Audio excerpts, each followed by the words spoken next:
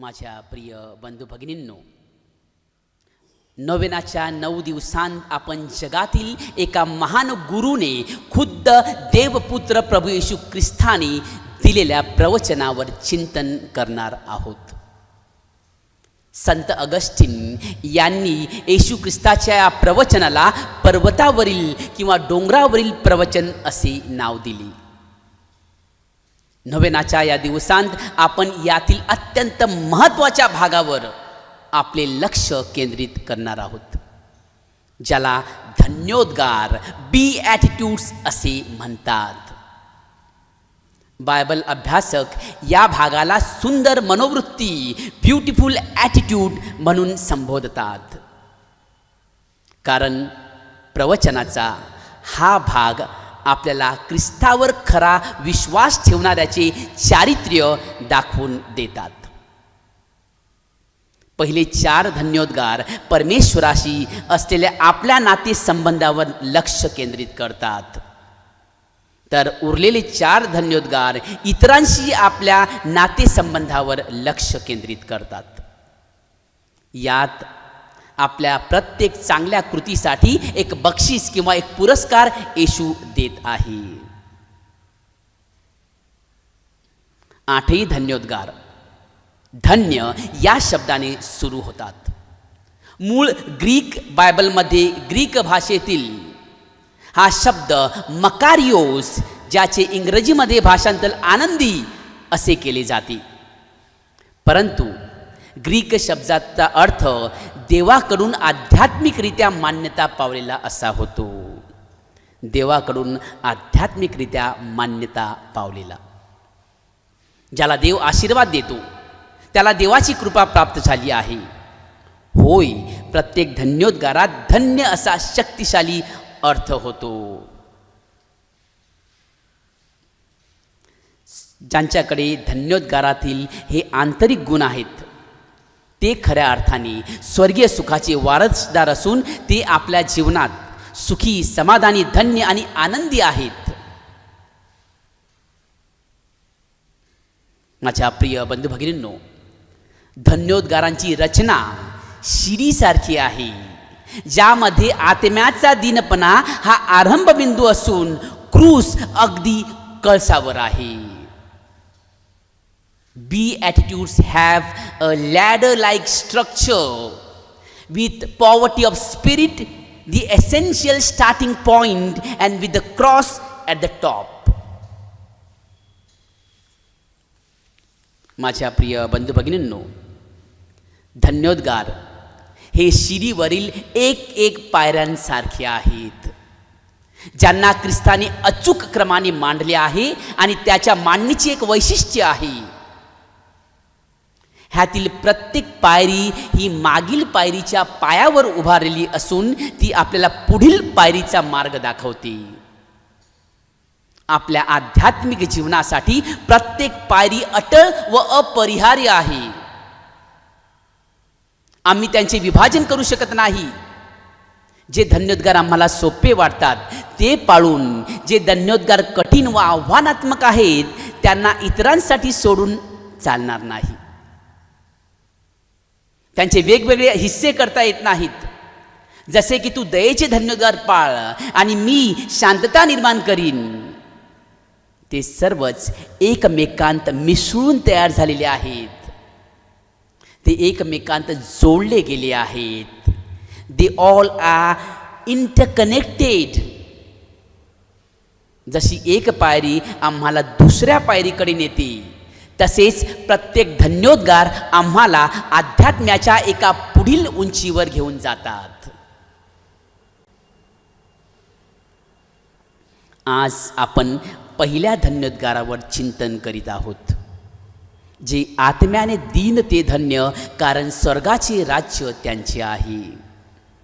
माझ्या प्रिय बंधू भगिनींनो, हे पहिले धन्योद्गार आपल्याला शिकवते की आपली गरिबी स्वीकारण्यात आणि देवाची आपल्या जीवनातील गरज ओळखण्यात खरा आनंद आहे. आत्म्याने दीन म्हणजे आध्यात्मिक गरिबीची स्थिती होय. हे धन्योद्गार त्या व्यक्तीचे वर्णन करते जी आपल्या जीवनात देवाची गरज ओळखते. स्वर्गाचे राज्य हे अशा लोकांविषयी सूचित करते जे ख्रिस्ताला आपला राजा मानतात. जे आत्म्याने दीन आहेत त्यांना माहीत आहे की ख्रिस्ताशिवाय ते आध्यात्मिकरित्या शून्य आहेत. ख्रिस्ताशिवाय आध्यात्मिकरित्या ते शून्य आहेत.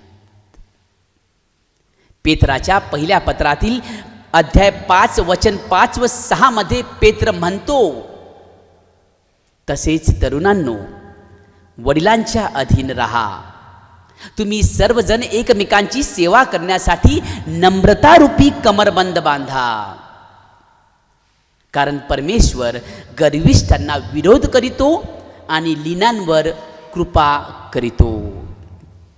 म्हणून परमेश्वराच्या पराक्रमी हाताखाली लीन व्हा, ह्यासाठी की त्याने योग्य वेळी तुम्हास उंच करावी. 1 Peter 5:5-6. माझ्या प्रिय बंधू भगिनींनो, आत्म्याने दीन म्हणजे पूर्णपणे परमेश्वरावर विसंबून राहणे. आत्म्याने दीन म्हणजे मी स्वतःला वाचवू शकत नाही, मी मुळात निराधार आहे. पैसा, धनसंपत्ती, मालमत्ता किंवा मी मिळविलेले यश मला दुःख आणि मृत्यूपासून वाचवणार नाही, ही जाणीव असणे. हे कोरोनाच्या काळात आपण अधिक तीव्रतेने अनुभवत आहोत. आत्म्याने दीन म्हणजे जितका पैसा तितका आनंद ह्या भ्रमातून बाहेर येणे. एक फ्रेंच म्हण आहे, जेव्हा आपण मरतो तेव्हा आपण आपल्या हाताच्या बंद मुठीत ते नेतो जे आपण मूठ उघडून दिले आहे. जेव्हा आपण मरतो तेव्हा आपण आपल्या हाताच्या बंद मुठीत ते नेतो जे आपण मूठ उघडून दिले आहे. When you die, you carry in your clutched hand only what you gave away. आत्म्याचे दीन म्हणजे मला इतर कोणत्याही गोष्टीपेक्षा परमेश्वराच्या मदतीची आणि दयेची जास्त गरज आहे, ही जाणीव.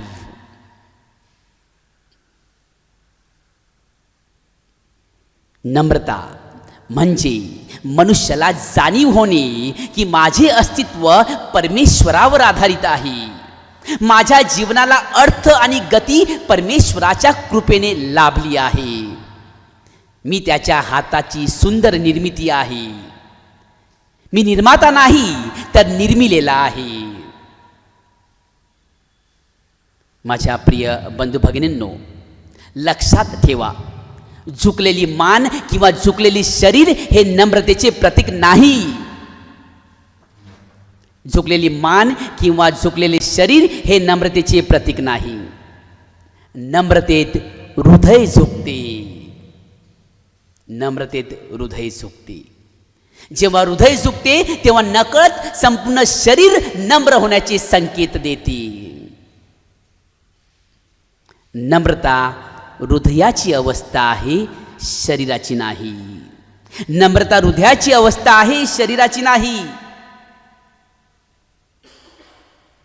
माझ्या प्रिय बंधू भगिनींनो, आपल्याला अनेकदा खोटी नम्रता भासविणारे दाखविणारी लोक भेटतात. ते अभिमानाने त्यांच्या जीवनातील साधेपणाबद्दल त्यांची नम्रता दर्शविण्याचा प्रयत्न करतात. किंबहुना ते आपल्या नम्रतेचा अभिमान बाळगतात, बाजार मांडतात. My novice master would call it humility by hook. दिखाऊ नम्रता. नम्रता म्हणजे सत्य. योहान 5:19 मध्ये येशू खचित सांगतो, पुत्र पित्याला जे काही करिताना पाहतो त्या वाचून काहीही त्याला स्वतःहून करिता येत नाही. येथे येशू नम्रतापूर्वक पिता त्याच्याहून महान असल्याचे सत्य येशू येथे घोषित आहे. ही झाली येशूची नम्रता. माझ्या प्रिय बंधू भगिनींनो, संदेष्टा यशया म्हणतो, तू आपल्या दुष्टतेवर भिस्त ठेविली, तू आपल्या दुष्टतेवर भिस्त ठेवली. तू म्हणालीस कोणी मला पाहत नाही. तुझे शहाणपण व तुझे ज्ञान यांनी तुला बहकविले, म्हणून तू आपल्या मनांत म्हणालीस मीच आहे, मज वेगळी कोणी नाही, मीच आहे, मज वेगळी कोणी नाही. यशया 47:10. देवाशी खरी जवळीक नेहमीच नम्रता आणते. नम्रता म्हणजे स्वतःबद्दल कमी विचार करणे नव्हे, तर नम्रता म्हणजे इतरांचा अधिक विचार करणे होय. माझ्या प्रिय बंधू भगिनींनो, ख्रिस्ताला अपेक्षित दीन जीवन आपल्याला जगता यावे व त्याद्वारे आपल्याला स्वर्गाचे राज्य मिळावे, म्हणून बाळ येशूकडे प्रार्थना करूया.